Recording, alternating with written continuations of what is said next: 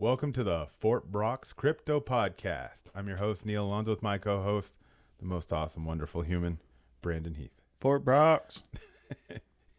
Every time, man. So today, we have a special episode. Yeah, it's we the do. best episode. I mean, Yeah. I know you hear me say that every time, but it's because every episode is the best episode. So far, so good. That's what I'd like to think. But today, we are talking to a former IRS agent, Brandon. Yeah, the James Bond of IRS agents. Dude, I mean, I know he's got an older name, Mel Crilley, but with that comes wisdom. Yeah. I'm a big fan. Like, Mel's awesome. He's just good people. Yeah. And for an IRS agent, if you had any, previous, conceptions of what type of personality, Mel's just good people, and I'm excited to hear because tax-wise with crypto, I mean, He takes care of my personal taxes as well ever since you introduced me to him. And so that's the full disclosure too. Yeah. oh, yeah. I guess we'll get into that. We'll get into that a little bit more, but yeah. Yeah. But you like Mel, huh? He's great. He's great. So I'm excited because Straight shooter. of all the things we get to ask somebody who was working at the IRS, Yeah. who is now an enrolled agent. Yeah. He handles audits, handles tax filings. So, Yeah. I'm looking forward to getting into it. But before we do, we have our disclosures. Disclosure time. Disclosure time. So we are not financial managers, financial advisors, my apologies, wealth managers or brokers. Do not construe anything that we're doing as investment advice, or in this particular case, tax advice. We are talking to somebody who's a professional in tax, and from their standpoint, they are professional in that field, but we are not. Yeah. So do not construe anything on our end as investment advice or any of those things. So there's our disclosures. Yeah. Signed, Or sealed, his. delivered. Even though he is a tax consultant, what is a tax preparer? Yeah, he's an enrolled agent. Even you have though- to Google that because there's a difference between him and a CPA. Yeah. Anything that he says is also not Don't financial consider this advice. financial advice. Correct. Yeah. Please contact Mel, if you find what he has interesting. We'll leave it in to the say. show notes as well. There you So go. So he's let's great. kick it off, man. okay, cool.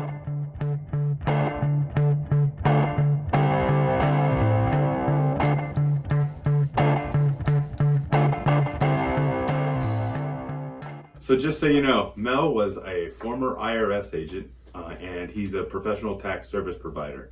And so Melvin Crilley, Mel, is what we call you for short, right? That's what you go by? That's what I go by. Okay. Not just your friends, but everybody. Correct. And you hate it when I call you sir.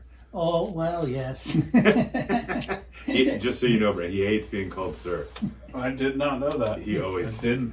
No, he doesn't like it. Yeah. But Mel, being a former IRS agent, well, tell us a little bit about yourself before we dive in and really start grilling you. Okay. Yes, I spent approximately 10 years with the Internal Revenue Service as a revenue officer and revenue officer group manager. Okay. They're the knuckle draggers they send out to collect the tax and collect the unfiled tax returns. Unlike the revenue agents who audit your tax returns and come up with ludicrous amounts that people owe that can never be collected. You can say that? Why not? I don't know. I like. He doesn't work for him anymore. He doesn't work. Exactly. Knuckle draggers. I've never. That sounds awesome. Yeah. I mean, sort of. The phrase. I like the phrase. So why a knuckle dragger? Well, basically, when I first started working as a revenue officer, I had a group manager, who will go unnamed, used to use that terminology. He said we were kind of like the enforcers for the mob. We had to go out and get the money and get the returns. Oh, I could see that. Damn. Damn. Yeah. I didn't know that. I've known you a little bit now, Mel. I didn't know that. Yeah. That's kind of So how do you guys know each other? Mel. Oh, Yeah. in full disclosure, that's actually a good question, Brandon. Yeah. Mel, we work with Mel on our business of Fort Brock's. Yeah. And I've worked with him on the business of the real estate side of things. Yeah. And one of my other partners works on his real estate portfolio with Mel. So in full disclosure, that's how I met Mel, because he provides great service for us. Yeah. So, and he provides service for you now too. Yeah. So in full disclosure, we do work with Mel. Yeah. So we're already we like them a lot already. Absolutely. So, The check will come out next week. yeah. So, you ready to dive into some crypto? Yeah, let's give it a shot. All right. So, initially, we'll start off slow because we have a lot of questions, as you know. What are your thoughts on crypto? Well, initially when I first heard about it, like most people, I was skeptical. Okay. You know, it looked like it was a Ponzi scheme or, just a scheme in general that would probably last very short period of time and burn out because people would realize that, this isn't what it appears to be. Okay. But having been around it now for a while and from dealing with you in that area, it is not a fraudulent thing. It's a hard thing to understand. And once you take the time to grasp a few of the concepts of it, then you realize that, yes, it's like the stock market is what I like to use an analogy of. You invest in it, but you have to invest in it for the long term, not the short term, Yeah, because it is volatile. it's like the stock market or like a forex, where it's a currency. Yeah, the old CEO of Goldman Sachs just came out and said that his entire outlook on crypto has changed because at first he thought it was a Ponzi scheme, and then now he's like with maturation and Well, so that You know word's what I mean? been used a lot, Ponzi scheme with Yeah. crypto. What about crypto would even make people jump to that conclusion that it could be a Ponzi scheme? Mostly because they can't understand how something that isn't backed by gold or real estate or a hard asset Okay. can hold its value. Yeah. And once they can understand why it holds its value and that it can be used to purchase and to sell things, they get more comfortable with it. It's educating people yeah. to So- the point. So what was the turning point for you that made you go, you know what, this is viable, this is valid? Well, not only from the readings that I have done on it, but when the IRS decides it's something it wants to tax Yeah. and not just close down, Yeah. then well, this is legitimate because they're looking to make their money on it. Yeah. Yeah. Okay? And governments have tried or have their own cryptocurrency. Yeah. Some governments, like China, because they cannot control it, have outlawed it. Yeah. So Well, a lot it of the, can't be something that is just going to be a flash in the pan. If all of these countries now are either utilizing it or controlling it or trying to control it in one way or another. well, yeah. What are you going to say, Brian? I was gonna say Chinese they offer now the digital yuan, and that's why they outlawed every other currency because they are trying to control cryptocurrency In their own way. in their own way. Yeah, in their Right. Chinese Just way. like this is the only crypto you can buy. The only digital yuan. Yeah. Oh, that's funny. So this is a selfish question. But yeah, that's a good way of saying it. Selfish question. Selfish question, because we are in the mining business and other miners are hopefully listening as well. How is the IRS wanting to tax crypto from mining? The act of mining. Okay. The act of mining is being taxed in a couple of ways. Okay. When you mine, you're remunerated for completing the blockchain in cryptocurrency of the blockchain crypto that you're mining. Okay. When you receive that, that's income. Mm. Okay? And you have to track it. You have to track how much was it worth when I received it. Not how much it's worth a month from now. No. It's the moment we receive The it. moment you receive it. Because you're going to be taxed on that as income. Okay. So that's where you have to quantify what it was worth so that it can go on your return to be taxed as income. Right. Mm-hmm. Now, later on down the road, when you decide to sell that same crypto, you're going to pay capital gains. So again, you have to revert back to what it was worth when you received it versus what it sells for ultimately. Mm-hmm. And the difference is what you're going to be capital gains on. So, is there a difference to mining of how we got to file our taxes versus just purchasing? Yes. Okay. Okay. Shed a little light. When you purchase it, again, it's like the analogy with the, excuse me, let me turn He's a busy guy. It's Yeah. probably the IRS calling. You know, going, Mr. Crilley. Yeah. Can you? Yeah. We're gonna send a couple knuckle draggers after you for what you just I said know, on right? that podcast. Yeah. We are listening.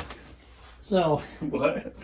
the purchasers of crypto, Yes. okay, they're much like the purchasers of stock.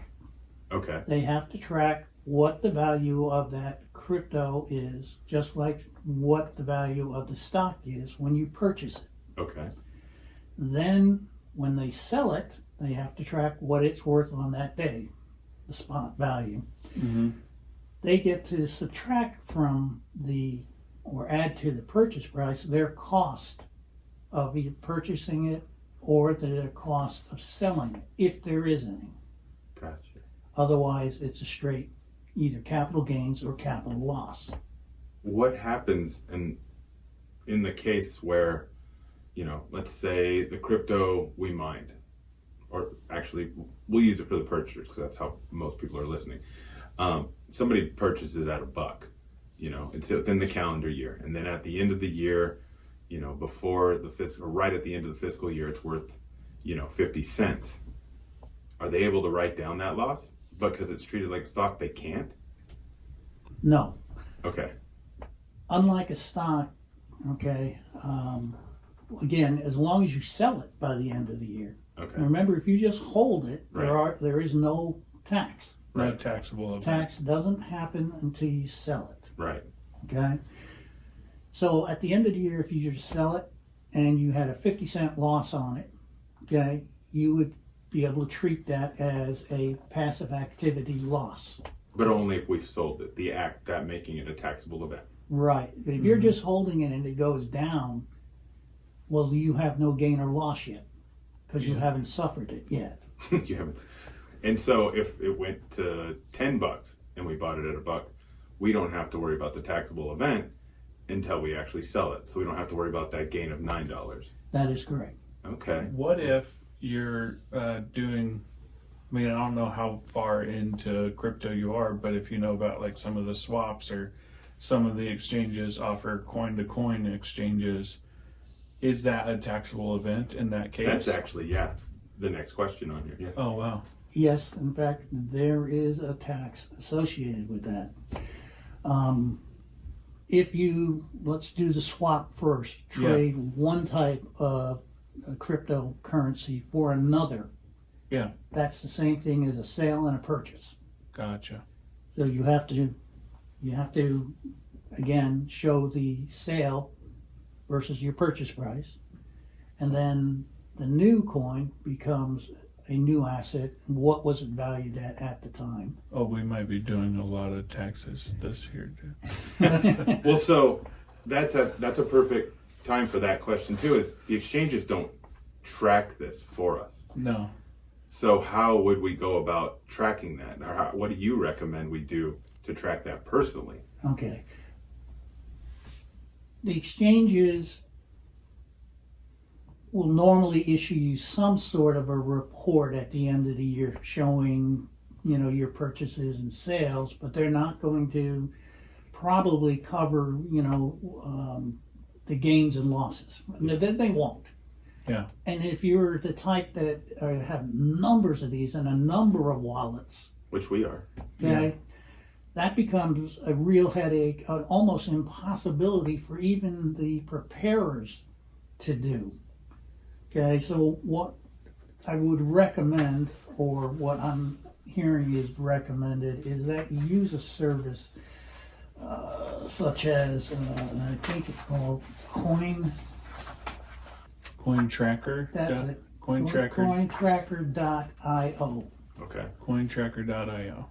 And I would go on there first to see, what's needed. But basically, if you utilize that at the end of the year, not only will they have tracked your purchases and sales, they will actually issue you the forms that are needed to be attached to your tax return.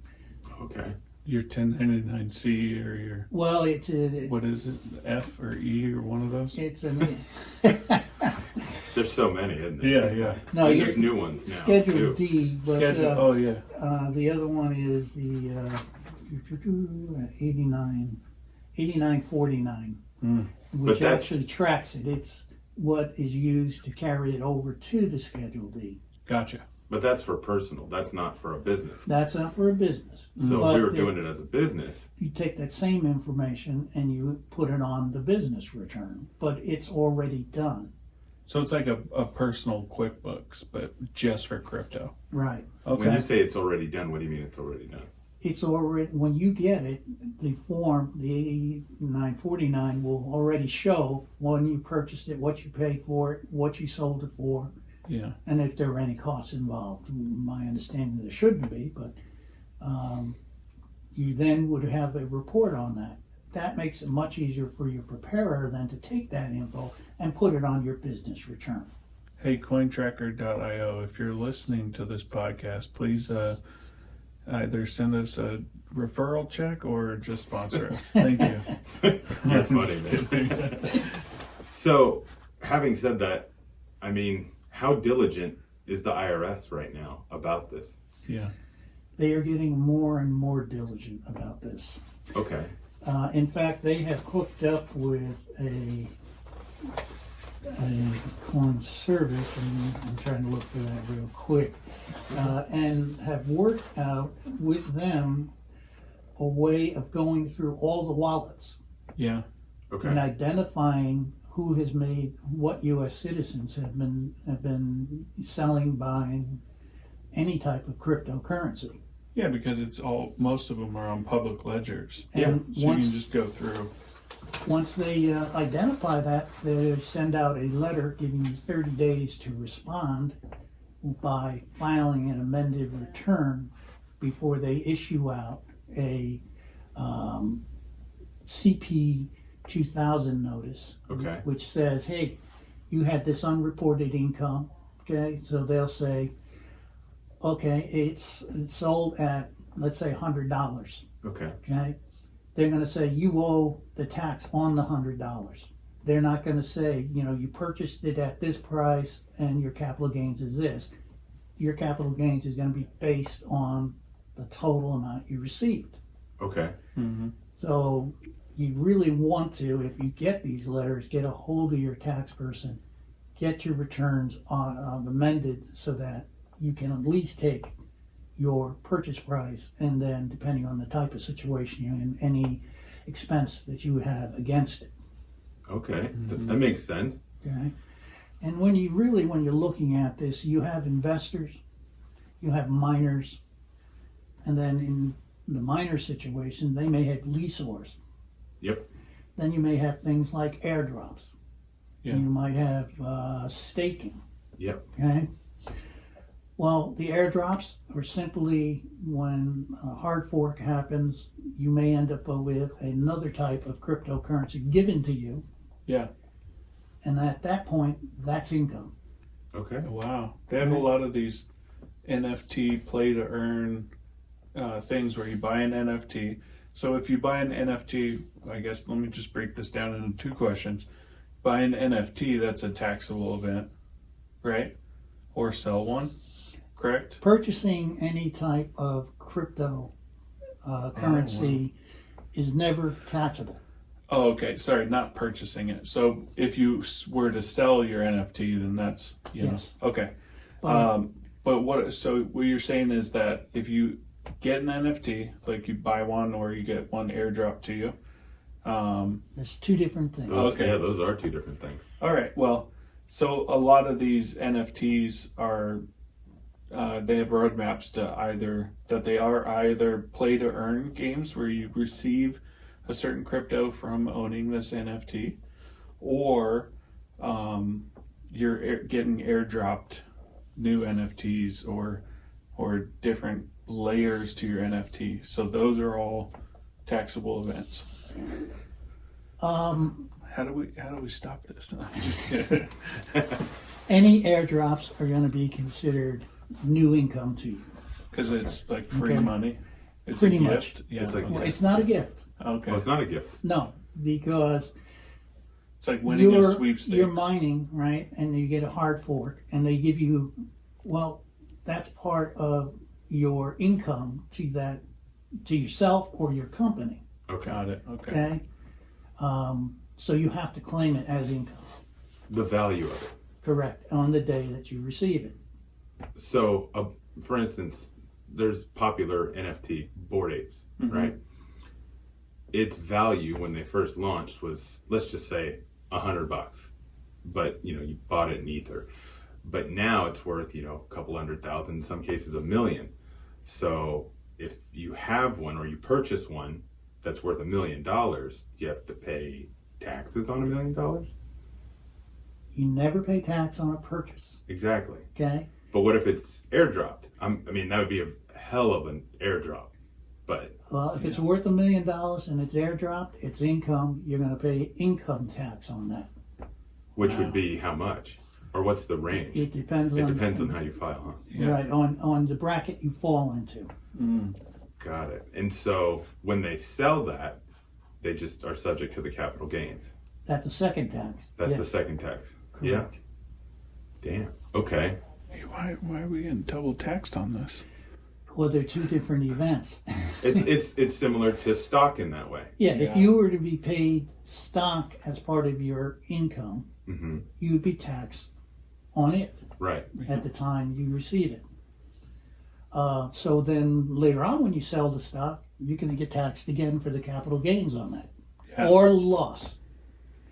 And the other way that you can end up having income is that staking, where you lend your cryptocurrency as collateral for loans to be issued out.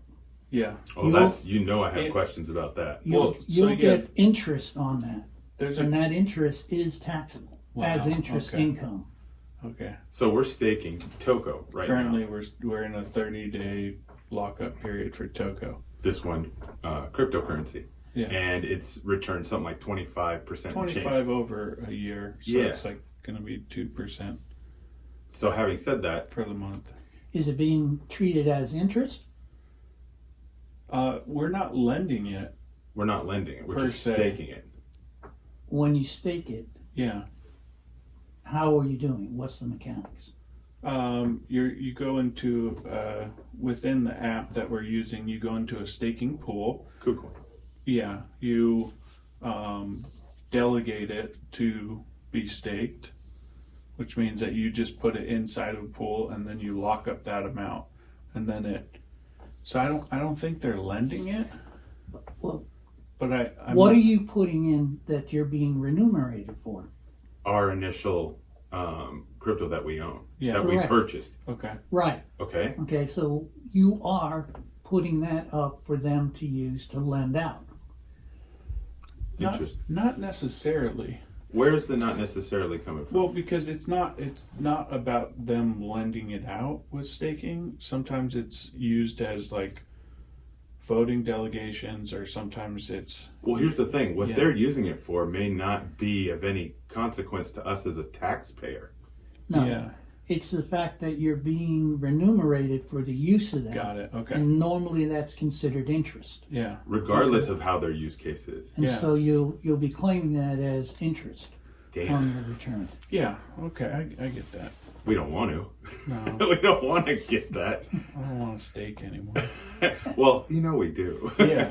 Well, okay. So my question for you then, to follow that up, if you move the same type of cryptocurrency from one wallet to another, is that a taxable event?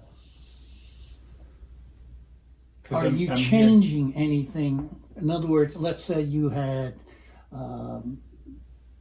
3 Bitcoins and you Yeah. want to move it from one wallet to another. Yeah. Yeah. Okay? Want to move it from my ledger to my new ledger Nano. I would or think something. as long as Or my you're not Coinbase. getting anything, you're just moving it. It'd be like moving it from one bank to another. Regardless Okay. if the value went up or down since we first acquired it. Well, no, because you're not getting anything. You're not Yeah. selling it. You're not getting the money that it's appreciated to. But we're still being charged transaction fees or Yeah. gas fees to We move are. on. That's fine. Then that's part of what you're going to add back to your bases when you sell it. Got it. So Okay. we're able to write down those. Yeah, and that's why you need to track all this. No, we get Oh, it. sweet. There was one other area that, in your mining that you do, and that's you lease. Yeah. Meaning that you lease back as a miner the platforms or the, what are they called, racks. Yeah. The, Right. So you pay individuals for the use of that. Yes. That is a lease. So those folks then have to count it as rental income. Correct. Okay. Okay, and has to be taken on their return. Well, in our case, we're issuing out the 1099 NECs, the non-employee compensations, For the rental income, yes. from our end. I mean, this is Yes. our operation. Other mining companies might do it differently. Yeah. We're just giving away state secrets over here. So, okay, getting back to some other questions that we have regarding this. Obviously, you answer one question and we have 10 more. Yeah. But, okay, so our crypto portfolio.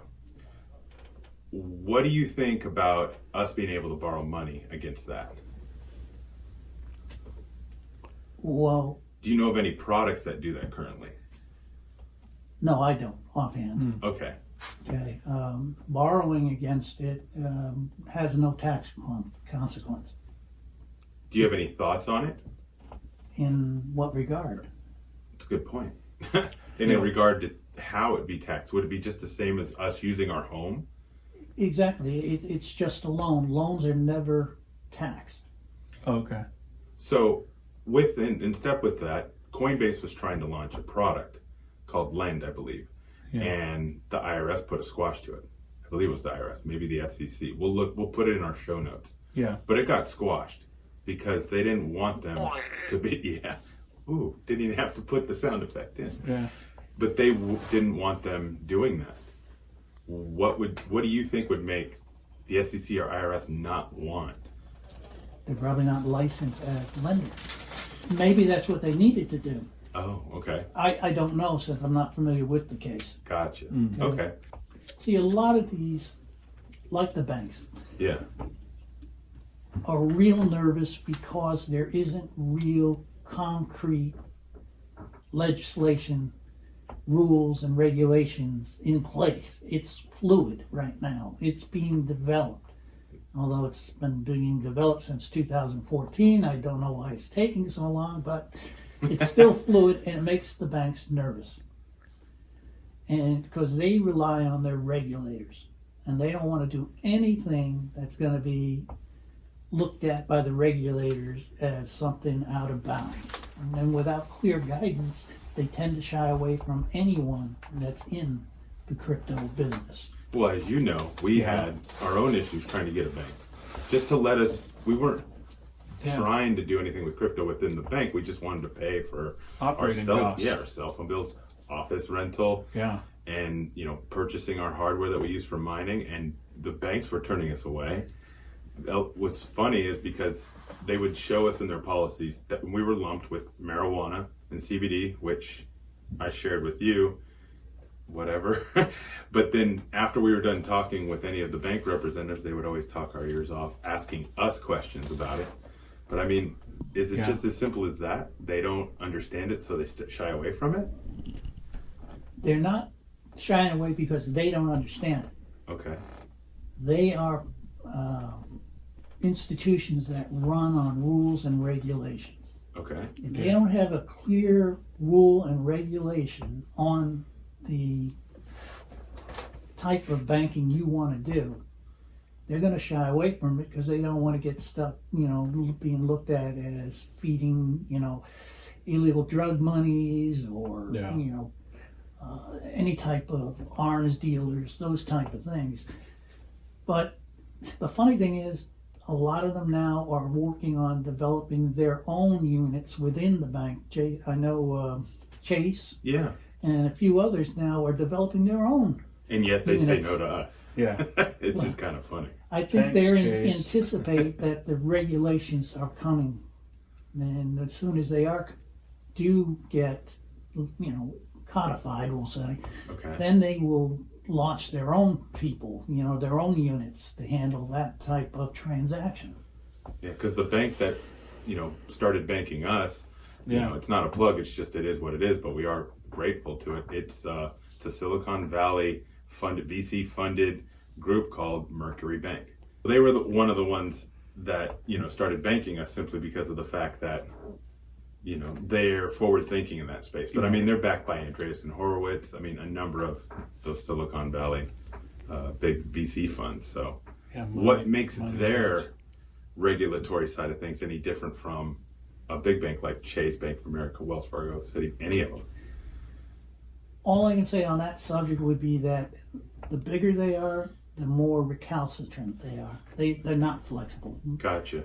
They're used to doing things a certain way, and until they can see regulations that give them the opportunity to go any other way, they're not moving. Gotcha. I mean, yeah, it makes sense, Yeah. sort of. I mean, there are some other countries that are, I guess, more forward thinking, like El Salvador. Oh, They're using it. Oh, okay. just a quick to specify, everything we've been talking about right now has just been United States, North America, correct? Correct. We haven't been talking about this globally yet, but Yeah. now we're going to start diving into a few questions Well, outside of I it. know you're not an international tax guy. You're not the James Bond of taxes. Yeah, But yeah, Oh, no, yeah. because obviously he's been learning too. Yeah, for sure. So if you don't know specifically that country, it doesn't matter. We don't either. So So, somewhere such as Portugal, right? Do you have any idea how they might be different than the U.S.? Well, from the limited research I've been able to do on Portugal, they are very crypto friendly. What makes them crypto friendly? They have no taxation on crypto. Okay. yeah, Meaning everything we were talking about when let's say we were mining in Portugal, as a Portuguese resident, we wouldn't have to claim that as income tax when we receive our rewards. And that's a nice thought, but no, that's not true. Okay, so then clarify. What does that mean then? You got to realize unless you gave up your all U.S. U.S. citizen. citizens must pay tax on their worldwide income. Gotcha. Okay? Yeah. So they have to report all their worldwide income. Okay? So if you were to start an operation in Portugal and the money raised in Portugal only stayed in Portugal, did not go to a U.S. citizen, and was not brought back to the United States, like to a U.S. holding company or parent company, then no, it wouldn't be taxed by the U.S. Got it. Because people get real creative with what you just said. You Yeah. think, well, could we do this? Well, I Could we mean, do look this? at Bezos and Musk and all those dudes. They're like- Amazon, Apple, yeah, they know Yeah, what they're doing. I they mean, know how. in Sweden, Microsoft and Amazon have those big data centers, Yeah, so obviously you don't just run Apple's that a through big your player in They're much Ireland bigger. as well. Yeah. And then the owners and the investors in that, Uh-huh. okay, they make their money on the stock. Yeah. Okay, the stock goes up when your worldwide operations is doing well. Right, It doesn't mean that the money in Portugal, let's say they had a company there, was coming back to the U.S. It's just that company is doing extremely well on the European front, so their stock is going to go up. So these laws actually make it does incentivize companies to want to be an IPO. I think the U.S. is trying to work with other countries to Squash that. squash that. Really? Yeah. Yeah, I mean, why would you not?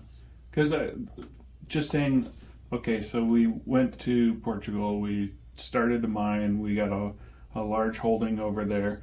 we didn't disperse it to ourselves, but instead what we did is we took a loan out on those earnings. We and have they're just ESP, sitting man. over there. So You know I love you for that. so then you don't get taxed on the loan, and then your collateral, you just give them all the crypto that you. Is that school of thought valid? No. What about But that that's makes how- it not valid? No, I get that's it. how- That's where my mind was going. That's how like Bezos and Musk don't pay income taxes because they have all their holdings in stock. Then they just borrow against their stock Well, holdings. Amazon's based in Seattle. They don't have income tax. Oh, that too. But I'm saying like No, I got for you. federal taxes. So in They don't have Brandon's state scenario, income tax. is that valid? Well, let's go back to the scenario. Okay. What are you borrowing against? The crypto. In Portugal. In That's all Portugal. based in Portugal. Yeah. Okay. The minute you borrow against that crypto, it's yours. You're saying, hey, this is mine. I want to get a loan against it. Oh, okay. Unless we kept it So- in Portugal. No, even if you keep it there, if you're borrowing against it Yeah. as a U.S. citizen, the Yeah. argument could be made that, hey, you're recognizing that as your stock. Hence, Okay. it's your income that Yeah. you're borrowing against. I get it now. Yeah. You have to be bigger like BP. Yeah. Where you just get slapped on the wrist when you spill a little oil. Spill the oil.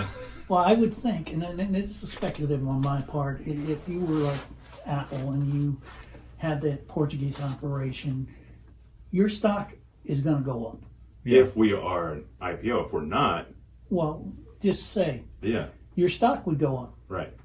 So you could borrow against it, okay? But once you do that, it may be considered as income. You got to listen to his words. May be considered. May be So I guess, considered. and we don't get political. We've talked about this. But politics are coming in Yeah. to crypto, are they not?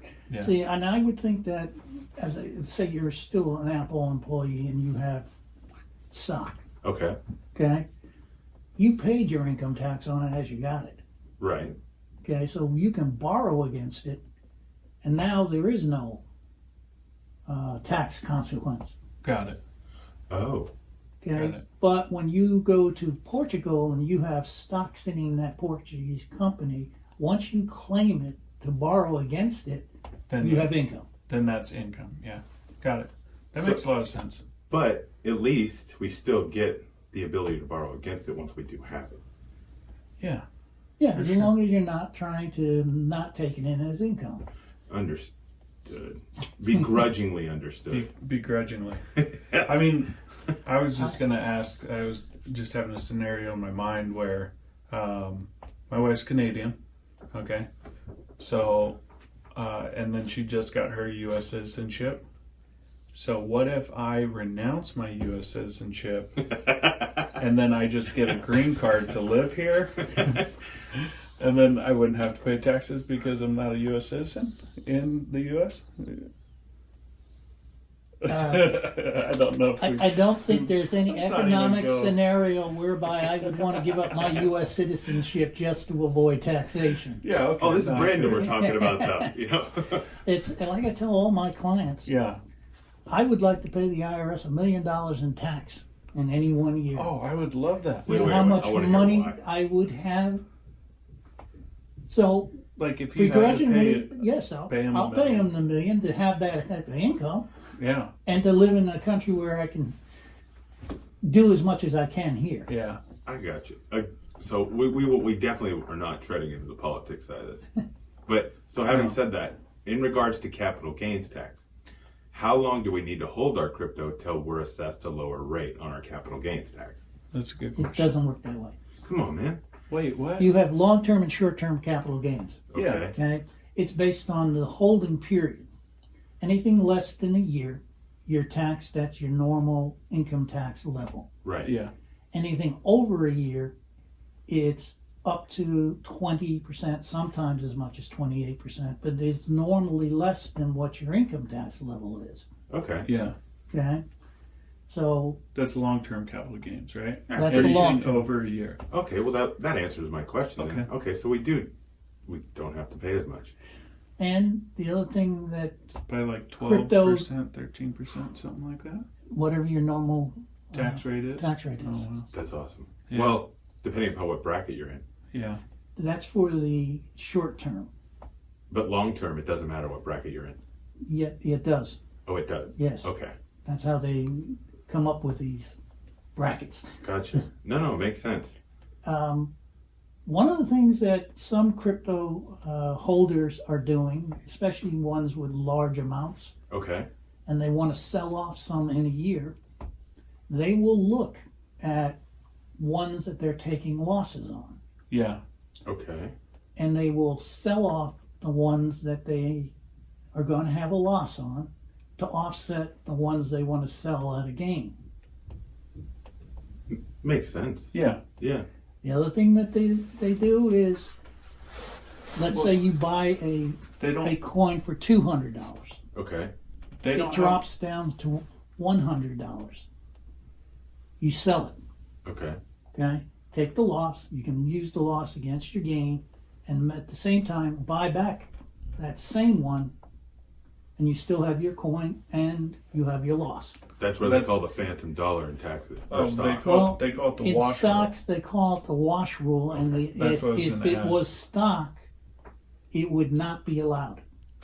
Oh. The Yeah. loss would not be allowed, but they have not regulated crypto all the same way as stock. Because So, it's treated as an asset. I thought in this Well, last bill they were trying to introduce that as a Well, as yeah. a thing. So of course, Biden is also trying to introduce to get rid of the long-term, short-term capital gains and make Yeah. it all income tax. yeah. Yeah, he's also doing the 1031 exchange, trying to get rid of that for Well- real estate. Right, and it cannot be used for crypto at all. No. Some people have tried to float that theory, to buy one type and then exchange it for another and not have to pay a gain or loss and defer it. Right. Well, no. Only certain things can be done that way. And they're So- trying to get rid of the real estate, but real estate is the one major one that uses it. Yeah. Wow. But just keeping your money in real estate. So what you're describing is like you buy a piece of property, then you sell it, and as long as you put that money back into a different piece of property, it's not counted as Well, or if you it's sell not it at a taxable. gain. Yeah, if you sell it at a gain, You- the money, as long as you put it back in directly back into another property, it's not a taxable event. Another property equal or greater, And you only have Then so the much one- time. Yeah. usually Okay. it's 60 days. Wow. And so you better have that property lined up. Yeah. Why can't we do that with crypto though? Yeah, why can't we? Because specifically not allowed. Oh, but who says? I know. No. Is it the IRS? The Is IRS it the is government? Remember, the IRS is only the enforcers of the law. Yeah. And the people passing these particular laws regarding The crypto? Congress and the Senate and the House of Representatives. Do you know any tinfoil wearing hat guys that are sovereign citizens? Do they have to do this same stuff? No, I'm just kidding. I love those dudes. In their minds, no. Yeah. I got a neighbor. I love him. No, I get it. Great. He's awesome. Okay, so, my gosh. So where do you see banking evolving with crypto? I think it will eventually encumber it and allow for deposits in crypto. Yeah. Okay. Okay. After they create the Federal Reserve coin, I know, right? they're I know they're talking about it. Yeah. Coming out with one right now. But then the way that they're wanting to do is be more centralized. Absolutely. Which- Just like the digital yuan, So, but you think that's where it could head. It's heading. Well, that's what we talked about earlier. These banks are starting to develop units within their banks to handle it. Yeah. Right. But it's units that they control. It's centralized, not decentralized. Well, yeah, they would be controlling your wallet, so to speak. Yeah. Gotcha. Just like if you were to go online and do online banking with them, that's what you're saying? Like they would have Or any their type own of currency. Well, I don't know if they'll have their own currency. I'm not. Oh. I haven't been privy to that Yeah. information, but that's the other area that scares banks is the volatility. Yeah. So you deposit a coin worth $100 today, a moment later it's only worth $2. Yep. You know, so they have a hard time with those kind of concepts. Well, So- it seems that the prices of crypto are becoming less volatile over time just because there is more widespread adoption in the space, especially through banks and through larger institutions. So I just find that interesting. Just like the Goldman Sachs thing, where before he thought it was Ponzi scheme and didn't like it at all. Now he's almost like all in. He's like, yeah, let's do this. So would there be any difference in a transaction of buying, let's say, a television versus buying a home in crypto? No. None. No. I mean, the point being is that the person accepting it, Mm-hmm. again, are going to be taxed Right. as income. Okay. Okay. The headaches I'd see would be for the mom and pop operation. You go on and you buy a cup of coffee. Okay. Now they got to track that. They got to track what it was worth when you gave it to them, Right. and then when they sell it, Yeah. and are they going to take a loss? And if they're going to take a loss, if that's going to be a frequent affair, obviously places are not going to accept. Right. Mm-hmm. So there's got to be something worked out in that, and plus the tracking of it. Well, I know Coinbase is starting to offer businesses ways to accept. Oh, yeah. Yeah, crypto, normal businesses. Yeah. I haven't used the software, but I would imagine it's more robust. Yeah. Yeah. And do you know if the minute they get it, they sell it? I don't know. I don't. Because No. that would seem to be what you would need to do, unless especially if you're a cash-strapped business. Right. Yeah. You know, you're just surviving from year to year. Yeah, because restaurants, I mean, you're doing great, like amazing if you're making 20% margin. Like amazing. If you're Yeah. still in So that's business in hard. 5 years. Yeah, if Yeah. you're even in business in 5 years. So yeah, you'd have to liquidate fairly quickly. Yeah. Did you guys just say pizza? Yeah, I know. I'm just kidding. So, okay. So, are there any differences with a business purchasing crypto as opposed to a person? Yes. Okay. Let's say you have a corporation, Okay. okay, and the function of the corporation is just buying and selling it, okay, kind of like a stockbroker. You may have other people coming in and using your services, and you're making money from that, and you may be purchasing it for the business as well, okay. The difference being is that's all income to the business. Unlike the investor who can only write off what it costs him to buy and sell, Okay. a business gets to write off all of its expenses, just like any other business, against that income, Right. regardless of whether it's crypto or Right. it's cash. Right. Okay, and the bottom line is what is going to be taxed, depending on the type of entity you are, and it will either be passed through to the owners, or it will be taxed as a corporation, and then when the dividends are issued to the stockholders, they'll be taxed on their income from it. So, and this has been coming up with questions we've had from potential card partners and some of the card partners we have now, is buying the GPUs we sell as a business, or even businesses doing more enterprise mining where we have, 10 rigs of 12 GPUs, so I got 120 GPUs, or even 100 rigs of 12 GPUs, 1,200 GPUs. If they're to buy that and mine and claim that, does it still follow the same rules that we've talked about? It's just more scale? Yeah, it's still a business. Okay. And that's the way you have to look at it, whether you're a Schedule C, you're a corporation, a partnership. You start with the gross income, Right. subtract your expenses, all the ordinary and necessary expenses, Right. and then you have either a profit or loss. Are businesses, do they have more options in how they could leverage that portfolio eventually? Like versus a commercial and a personal loan? I haven't seen much on it, but I haven't really researched that area. Okay. Okay. I couldn't imagine in a scenario where they would Okay. have any difference, because an asset that you're borrowing against is an asset that you're borrowing against. Right. So now the only thing is in some businesses if you're a new corporation and stuff, it's hard to get loans. That's true. So this is just a thought process, right? We're thinking about it, given some of the feedback we've received from you. Businesses will match 401ks, right?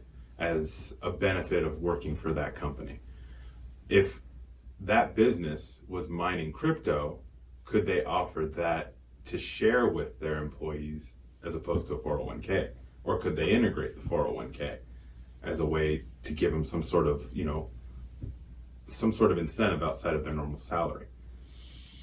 I think it'd be more looked at as closer to analogous of a stock incentive or stock sharing type of scenario. Okay. Okay, where you're offering that as an incentive to stay a part of the company, or as bonuses type of deal.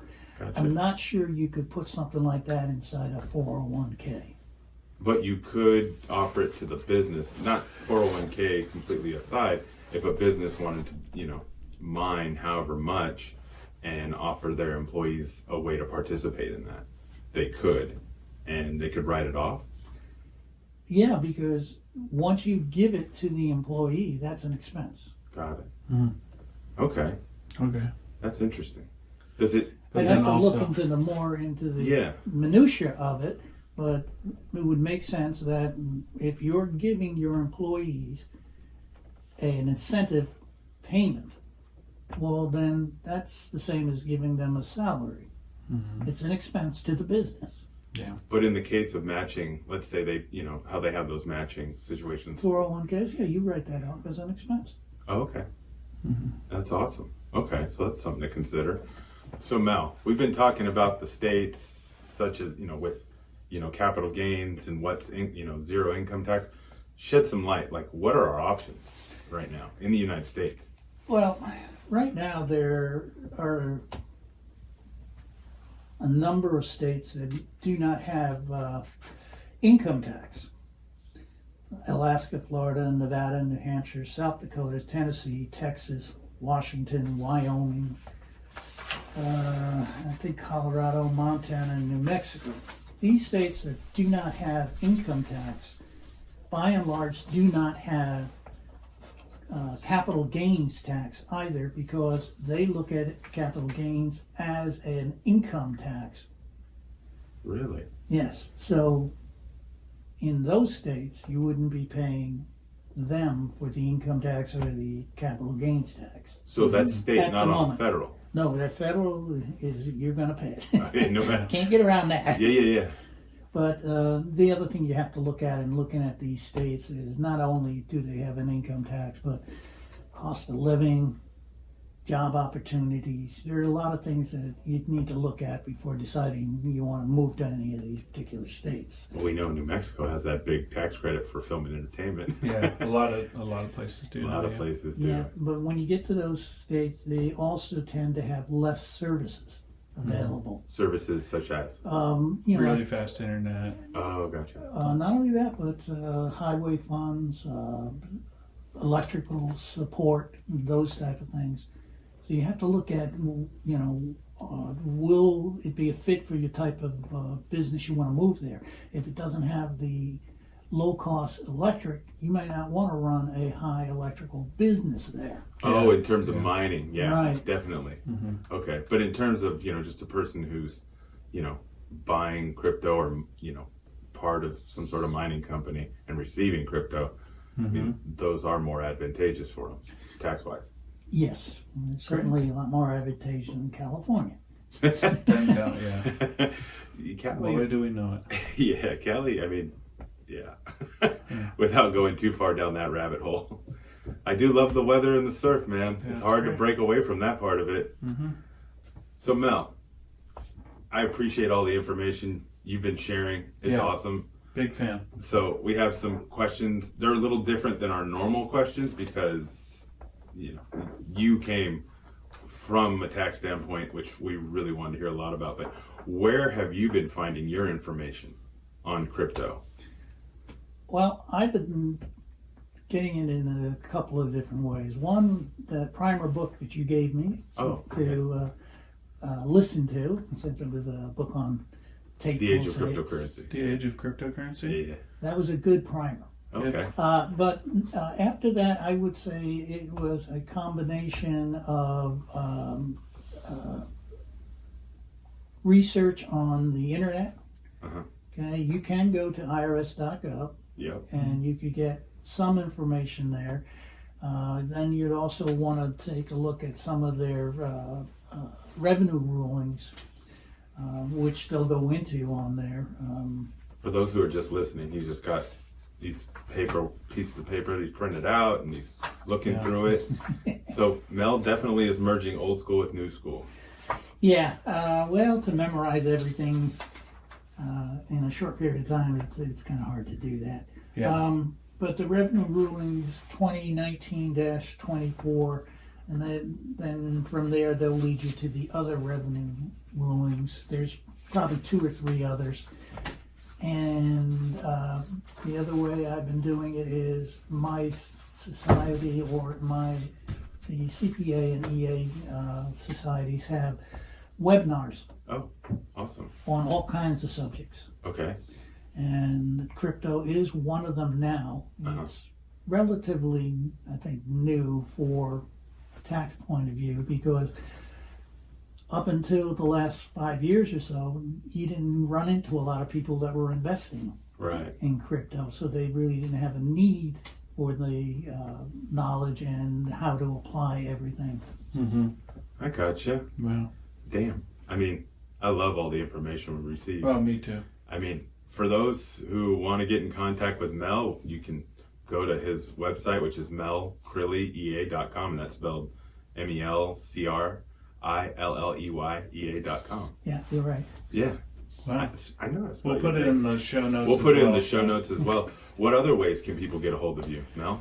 My direct line, Okay. which is area code 951-850-1168.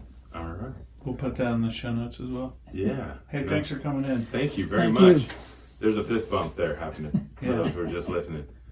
Thank you, Mel. Appreciate the time you spent with me.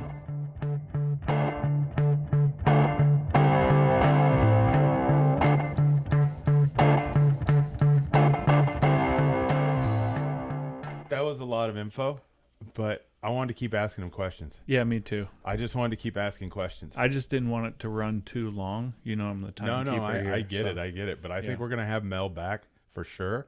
Please. And we're definitely going to be probably peppering him in with different things throughout all the episodes, because to always have an understanding of how the tax implications work with a lot of the things we're going to be talking about, Yeah. I think is going to be wildly helpful. Absolutely. And you know, if for those of you listening, please share in the notes, or DM us, or Yeah. reach out to us, contact us if you have any feedback or requests, because we can ask Mel anything, do more due diligence, talk to others, and just get a wealth of information regarding how things are taxed and how it'll be treated, because crypto, because it is currency outside of just the technology and the utilitarian nature that we truly like, Yeah. we have to color within the lines on this one, man, because Yeah. the IRS. So stupid. Well, I mean, if you're into crypto now, I Yeah. mean, it's still early, like we always talk about, but because it's so early, most of the people who are really into it like the fact that it's challenging the old guard, and the old guard isn't necessarily what we're after as much as just the evolution, right? Yeah. Like, how do we become better? How do we function better? How do we function with more efficiency? How do we do things better from a technology standpoint and a human standpoint, Yeah. right? There is that saying, the only way to get better is to play better opponents. Okay. So how does that apply exactly? I think I'm I'm understanding. not going to take on the IRS. I'm just kidding. I don't know. No. I'm just throwing that out there. I got you. It's just challenging the way that they've looked at everything, Yeah. right? So it's challenging lawyers, tax preparers, Yeah. certified public accountants, banks, businesses. It's challenging all of us to look hard at how we operate, the way we operate, and the type of financial system we've created, Yeah. and say, hey, how do we make this better? But in a lot of cases, and I'm not going to allude to anything political, but things have to be challenged. Yeah. in a way that seems confrontational. In some ways, there feels like a negative force happening, but that's not what's happening here. But by human nature, we seem to take any type of challenge in more of a negative or aggressive fashion. Mm-hmm. But it usually takes something shocking to get people to go, okay. Yeah. And if a critical mass of people, which is what seems to be happening with the groundswell of all things crypto, Yeah. it's helping that move it along. Absolutely. And it's just exciting times. But I love, getting the understanding of how we have to, again, color within the lines. Yeah. Because we're looking to do things on the up and up. Yep. There is going to be a lot of, usurious use Yeah. or illegal use. But even with the interview that I there's so listened much to, illegal use with the regular dollar. yeah, and that's the other thing. You know what I mean? Like, There's so many things that Yeah. people are trying to pinpoint as the problematic part of crypto, but there is those issues today. if I want to launder money, I would buy a cash A flow Basquiat? deposit. Yeah, I would. You'd buy a Basquiat. No, I'd buy a laundromat. You know what I mean? Hey, I love laundromats. I know. Do you ever see an Buy owner in a taco laundromat? stand. No. No, you know why? Because they don't have to go in there. No. That is just cash flow. Yeah. People drive by Yeah. it and they think, oh, I'm not going to buy a laundromat. Yeah. That, again, Mm-hmm. but different schools of thought. But coming back to all things crypto, it's exciting. Did you ever see the movie Stranger Than Fiction? With Will Ferrell. Yeah. It's one of the few performances where he actually is, having to act more. Yeah. There's a couple, but yeah, that one for sure.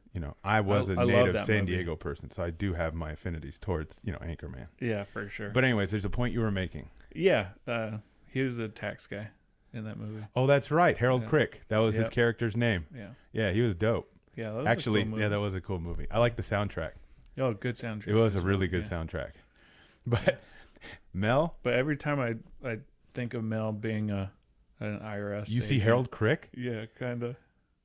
It's kind of cool, man. Yeah. I mean, if he was Harold Crick, well, he was in a band, like he said, Yeah, and Harold learned how to play guitar. yeah, So he does have a creative bone in his body. So for Yeah. all, people thinking that IRS agents have no souls or creativity, yeah. Mel is proof in the pudding that that's not true. No, No, we he's talked got a about it creative as soul well, deep so, down there. And yeah. I think you have to be when you're running numbers all the time. It's Yeah. just different type of creativity, right? Yeah, just go in, clock in. I think that's sort of what he did. Yeah. That's what it sounds like. Well, we also talk a little, knuckle dragger part. Yeah. That was cool. Full disclosure, we use him. We talked about it on the podcast. We as mentioned well. it, but you just want to be super transparent, don't you, Brandon? Yeah. It's because you got that heart of gold, zero this is- malice in your heart. This is the end, and so if you didn't hear it by now, You just wanted to make sure that they did. yeah. Yeah. I love how transparent you are. Yeah. Thank you. Well, I know we don't talk about it enough in a lot of cases, but again, the emotional side of investing, Yeah. we talked about, I think, a little bit with Tyler, but even on the side of taxes, sometimes people get stressed out about it. But if you're playing, again, this is the phrase I keep using, but coloring within the lines, Yeah. if you're doing what you're supposed to do, it's just going to make your investment journey that less stressful. Absolutely. And so we're big fans of that, being mindful about the situation, because we have enough negative thoughts that probably go through our lives every day. So this is just another way to avoid that. We want to be educated so that we can handle how we need to go about filing with our crypto. Yeah. Obviously, it's more of a hurdle right now, but there's going to be products and different services that people are offering. Is there a product that, for people that are home filing or any sort of that nature, Well, we're somebody- building our own ledger yeah, for people. Yeah, I know that So, for sure. But I'm asking, and I don't know the answer to this question, and I can possibly look it up, and we can put it in the show notes. But What's is that? there? Because he talked about going to IRS.gov. He says that he Coin tracker. Coin Tracker. He's been on a couple websites, but how would a person say, I wasn't into this at all from our end, or I was just filing by myself? What are some good resources? So, Yeah. do you know anything off the top of your head? I mean, that's one of the things that we hear from card partners. Yeah. We share our spreadsheet Yeah. for our tracking, Yeah. right? And that was one of the things people were very appreciative of. Yeah. There's no automated solution for that yet. We're trying to create one eventually. Yeah. But I don't know of anything offhand. I mean, that's Offhand, why yeah. we've had to resort to the spreadsheet style. I mean, the cloud spreadsheet of everything, because you have, but it takes so much work. It really does. Yeah. I'm just thinking back to early part of this year where I was trading a lot because the market was hot. And You're just like, no, you got to keep track of that. I mean, it's going to be fun. Well, if anybody has any thoughts or comments about that particular topic, please share in your show or share within the comments. Yeah. Or DM us or contact us. We'd love to hear from you. Yeah. But Brandon, that was awesome. Yeah. Yeah. I'll see you soon, man. Yeah. So if you found value in this show, please share with others. If you'd like to be notified when new episodes become available, please subscribe on whatever platform you're listening to or watching from. We would like to say a big thank you to ADU West Coast in Seal Beach. They provided us with the podcast studio. They turn underutilized garage space and backyards into rental housing units. So you can find more information about them at aduwestcoast.com. They've been great people to us, and we're more than appreciative of it. And for people who like cash flow, ADUs are a good option. Yeah. This show has also been produced by Wizard Cats and Vocal Visual. So we thank you for listening to the Fort Brock's Crypto Podcast.